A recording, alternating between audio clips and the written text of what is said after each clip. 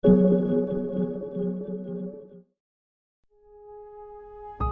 vanasti sõidutati mõisaäärasid Rolls-Royce'i tagaistmel, siis nüüd sõidavad edukad inimesed ise.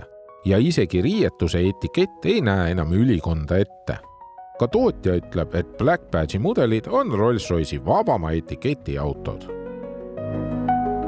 Selline näeb välja Rolls-Royce'i igapäevaauto, mis kannab nime Rolls-Royce Ghost Black Badge Series 2 ja Series 2 tähendab Rolls-Royce'i keeles facelifti ehk mudeli värskendust ja olgugi, et kogu see ninaosa on täiesti uus, siis enamasti jäävad silma pigem need peenemad esituled ja tegelikult on ka siin kinnisem kaitseraud ja radiaatorivõre on ka muutunud.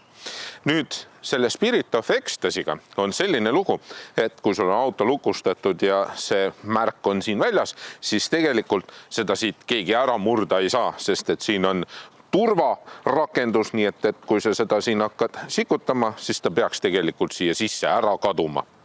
Aga selle värskendusega on tulnud veel juurde mustad ukseningid ja siin akende ümber mustad liistud, neid ennem ei olnud. Ja lisavarustuses on endiselt Ghostil olemas siis süsinikkiuga suured valuveljad. Ja mida see Black Badge siis tähendab? Black Badge väliselt tähendab siis seda, et kõik kroomitud detailid on spetsiaalse musta lakiga üle tehtud, ehk siis on nii nimetatud must kroom. Järgmiseks kõik Black Badge'id on sportlikumad, kuigi tegelikult see oleks kohatu öelda, ehk siis ütleme, et dünaamilisemad. Nende vedrustus on natukene jäigem, roolisüsteem on natukene täpsem ja mootoris on üsna palju jõudu rohkem. Ja kui sulle muidugi selline Ghost lühikese teljevahega ei meeldi, siis on tegelikult olemas pika teljevahega ja saad ka tavalist Ghosti. Seega on valikut igale maitsele. No ja ma unustasin ära, värvi mõttes. Kui sulle standardvärvid ei meeldi, siis Rolls-Royce on endiselt ikkagi selline käsitöö ja eritellimusauto. Ehk siis sa võid valida ükskõik millise värvilahenduse sellele autole. Tähtis on lihtsalt see, et sul on piisavalt paks rahakott. Ka tagaosas on väikene muutus toimunud, nimelt on siin nüüd uue disainiga tagatuled, mis on siis inspireeritud Rolls-Royce'i täiselektrilisest mudelist Spectre.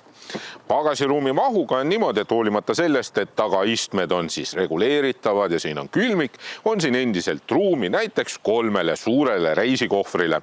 Loomulikult ka golfivarustus mahub siia sisse ära ja pagasiruum ise on tegelikult hästi sügav ja no tegelikult see avavus on ka siin ikkagi üsna suur ja kui sa siia autosse sisse vaatad, siis sa näed, et kõik on ilusti viimistletud, selline paks põrandamatt siin ja korralik ilus roostevabast selline lävepakk, mis ei kriimustu ja mis näeb tegelikult väga ilus välja. Aga huvitav on see, et siin ei ole mitte ühtegi kotikinnituskonksu. Aga ju siis Rolls-Royce'i omanikud tellivad endale toitu koju või keegi toob neile selle koju. Rolls-Royce'ist teeb ikkagi Rolls-Royce'i tagaistmele ligipääs ehk see mugavus, kui lihtne on tagaistmele pääseda. Kõik need uksed on elektriajamiga, seega need avanevad elektriliselt ja sulgevad elektriliselt ja olgem ausad, ei saa ju olla mugavam siseneda autosse, kui see uks avaneb tagurpidi. Ka siin on lävepakk võimalikult madal ja seda puhtalt sellepärast, et siis oleks mugavam sisse ja välja tulla ja muidugi Rolls-Royce ise ütleb, et sellepärast, et siis daamid, kes on kleediga, ei peaks oma jalgu liigselt kõrgele tõstma ja saaksid siit autost väljuda väärikalt. Loomulikult on ka siin tagaistmele ääretult mugav istuda. Jalge all on paks lambavillasest jalamatt, mis isegi läbi kingade on tunda, et see on selline pehme ja mõnus ja mugav. Loomulikult paljajalaga on selle peal väga hea olla. See on nüüd natukene soodsam versioon, ehk siis siin ei ole klapitavaid laudu, kuigi siin on olemas tegelikult 2 televiisorit tagumise istme seljatugede sees ja nüüd siin selle uuendusega on nii palju muutunud, et siis mõlemasse ekraani saad erinevat pilti siis saata. Loomulikult ei puudu siin tagaistmel istmejahutus, istmesoojendus, massaaž ja siis elektriline reguleerimine. Loomulikult ei puudu siit autost ka tähistaevas, mis on Rolls-Royce'i jaoks visiitkaarte ja seda tähistaevast saad siis personaliseerida näiteks niimoodi, et see on täpselt samasugune tähekaart, kui sa sündisid ja Rolls-Royce teeb kõik töö sinu eest ära, et siis selline tähekaart siia leida. Järgmiseks öeldakse, et kõik need langevad tähed, mis siin Rolls-Royce'is on ja nende aeg, kui sa soovid, siis need soovid ka lähevad täide. Ja siis öeldakse veel, et see on üks väga hea funktsioon lastele. Kui lapsed on siin tagumisel istmel turvatoolis, siis nad pidid eriti kiiresti magama jääma ja lapsed ei pidavat Rolls-Royce'is üldse karjumagi. Samuti on siin olemas ka eraldi juhtpult siis ekraanidele ja multimeediale. Ja loomulikult on siin autos olemas ka külmike, kus on olemas ka õiged klaasist pokaalid, mitte mingisugusest plastmassist. Siis on siin 2 USB-C pesa, kõrvaklapipesad multimeediale ja väga eksklusiivsed korralikud materjalid, kõik see nahk, kõik see metall, süsinikkiu, kõik on ehtne. Ja muide selle süsinikkiuga on selline lugu, et see muster, mis siin Ghost Black Badge'il on unikaalne ainult Ghost Black Badge'ile. Teistel Rolls-Royce'idel ja üldse teistel autodel sellist mustrit ei kasutata. Ja personaliseerimise mõttes sul on võimalik ükskõik millist välisvärvi ja ükskõik millist sisevärvi valida. Siin on muidugi väga julge valik, selline ergas sinine. Ja et te saaksite sellest käsitöö detailsusest täpsemini aru, siis on siin mõned faktid. Nimelt 20 tundi võtab aega, et kõik need istmed siis valmis teha. Siin on 2,2 miljonit õmblust, peaaegu 18 kilomeetrit niiti ja 107 000 perforeeringu auku, mis on 0,8 kuni 1,2 millimeetrit suured. Ja muide, tegelikult on võimalik siia autole saada ka istmete peale niinimetatud pilveperforeeringut ehk pilvekaarti, mis siis on Rolls-Royce'i tehase Goodwoodi tehase kohal. Äge on ju? Selline detailsus tähendabki Rolls-Royce'i. Ja eriti mugav on muidugi see, et ma saan selle ukse siit nupuvajutusega kinni panna. Ka juhi kohal jätkub see käsitöö, eritellimus ja kvaliteetsed materjalid. Kõik näeb välja tegelikult väga uhke. Ei ole siin sellist laiatarbe kauba välimust. Kõik on ikkagi väga elegantne. Ja Rolls-Royce ise ütleb, et selle auto puhul siis uuenduseks on see klaaspaneel, mis on piilarist piilarini ehk siis kogu auto laiusest. Endiselt ei saa siia kuskile mingisugust personaalset pilti, see on ainult Phantomile. Ghosti puhul on see ikkagi iludetail ehk siis ilulistuna ja kui tegemist on siis Ghost Black Badge'iga, siis on siin paremal pool kohe armatuurlaua peal niinimetatud lõpmatuse logo, mis siis sümboliseeribki seda Black Badge'i. Näidikute paneel on nüüd täielikult digitaalne. Ennem oli see siis natukene analoog, natukene digitaalne. Hästi selge pildiga ja kui sa tahad siin värvi valida, siis seda värvi sa saad valida ainult ostes. Ja siis see värv, mis sa valisid, jääbki näiteks ütleme kollane või sinine, siis see sinine värv siia ka jääb. Uus on ka multimeedia, mis on väga sarnane BMW iDrive'ile muidugi, aga see töötab hästi kiirelt, seda on lihtne kasutada ja see näeb väga elegantne välja. Kõik nupud on muidugi enamasti metallist ja näevad viimistluse poole pealt ka väga head välja ja katsud on ka mõnus. Aga näiteks need nupud, mis siin on personaliseeritavad, 1, 2, 3 kuni 8, need on tegelikult sellised plastiknupud, mis on siis kaetud kroomiga ja need võiksid tunduda sõrme all natukene erilisemad. Nagu need väiksed ümmargused nupud, mis on samuti plastikust, need võiksid ka olla sellised kroomkattega ja siis need tunduksid sõrme all veel mugavamad, veel uhkemad, veel eksklusiivsemad. Istmed loomulikult meeletult mugavad, suured, pika põhjaga, reguleeritavad igatpidi, aga külgtoe poolest need on pigem sellised nagu mõnes vanemas S-klassis ehk siis suured ja laiad. Aga samas see ei ole ju sportauto, nii et siin ei peagi olema väga suure küljetoega istmed. Ja rooli asend siin või see sõiduasend loomulikult väga mugav. Ja üks väga tähtis asi veel. Nimelt siia kella alla on paigutatud nüüd Spirit of Ecstasy, mis on valgustatud ja puhtalt sellepärast, et kui Rolls-Royce'i juht sõidab sellega, siis ta väga hästi ei näe seda Spirit of Ecstasy't, aga siin kella all on see palju paremini nähtav, vähemalt neile, kes siin autos istuvad.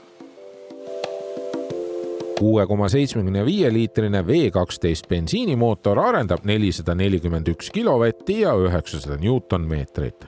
Käike vahetab 8-käiguline automatkast ja veoskeemiks on nelikvedu.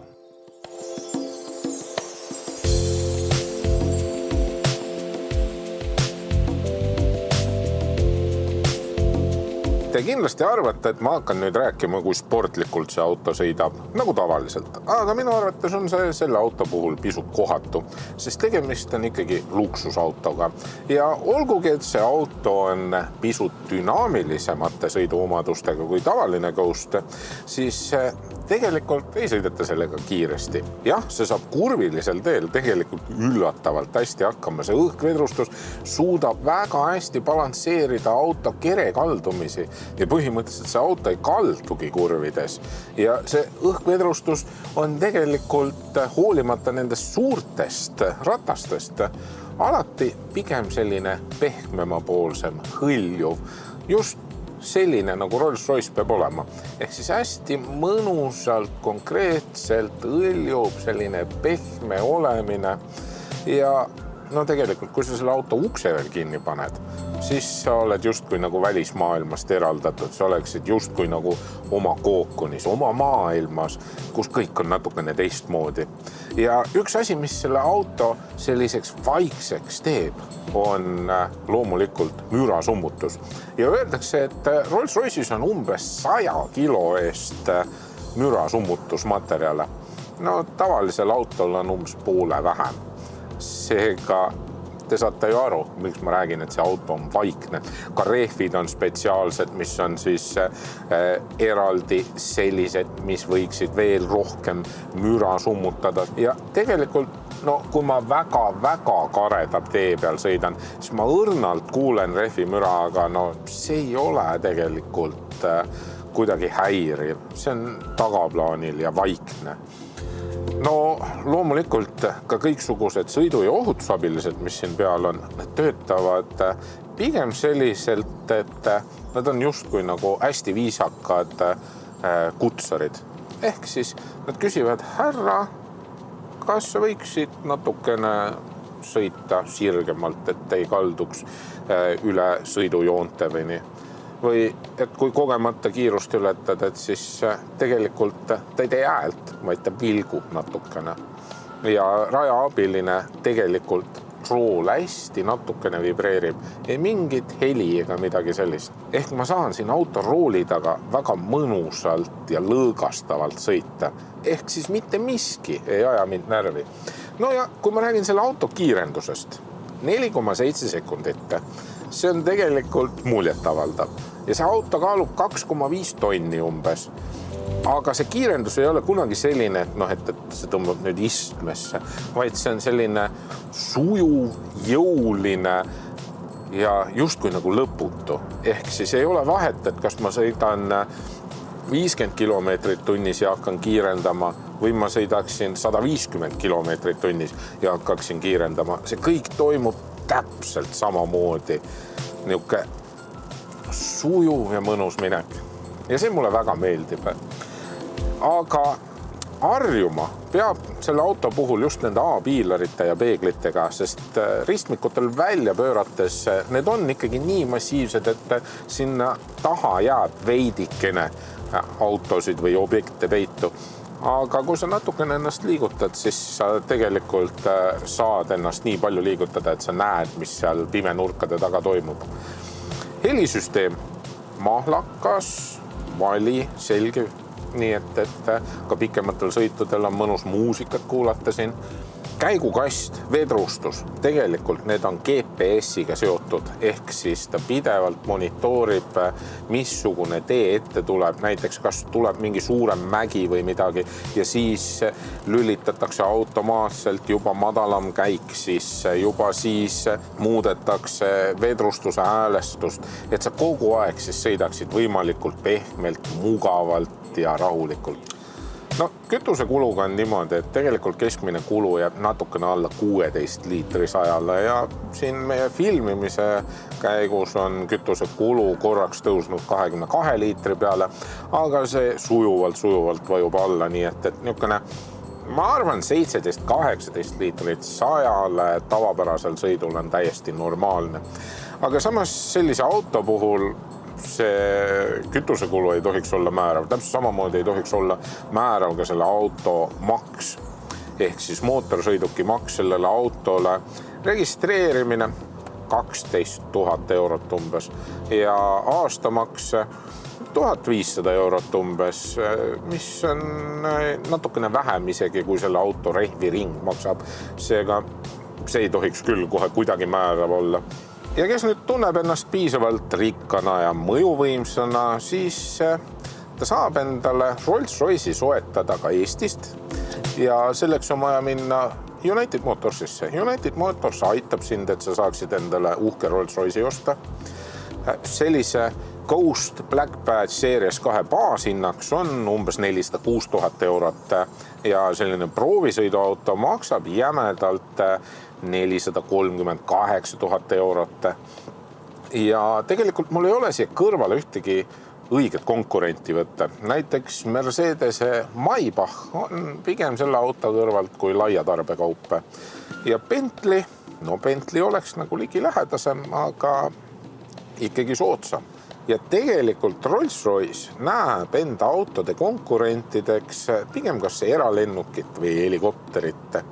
Ja Rolls-Royce'i ostmine ei ole tegelikult lihtsalt auto ostmine, vaid kui sa Rolls-Royce'i ostad, siis sa sisened ka väga eksklusiivsesse klubisse, kuhu kuuluvad ka kõik teised Rolls-Royce'i omanikud üle maailma.